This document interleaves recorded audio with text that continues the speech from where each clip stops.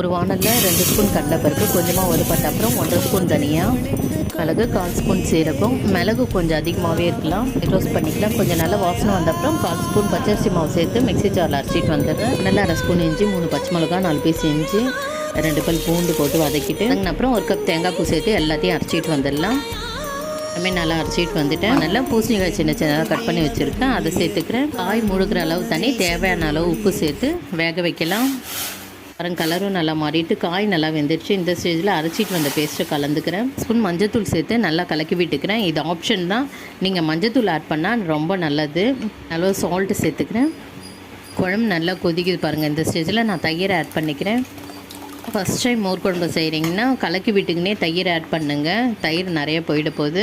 1 spoon எண்ணெயில் ஜீரகம், காஞ்ச மிளகாய், கருவேப்பிலை சேர்த்து நான் தாளிப்பு மோர் குழம்புல ஆட் பண்ணிக்கிறேன். பாருங்கள், பூசணி மோர் குழம்பு ரெடி ஆகிடுது. உங்களுக்கு இந்த வீடியோ பிடிச்சிருந்தால் லைக் பண்ணுங்கள், கமெண்ட் பண்ணுங்கள், சப்ஸ்கிரைப் பண்ணுங்கள்.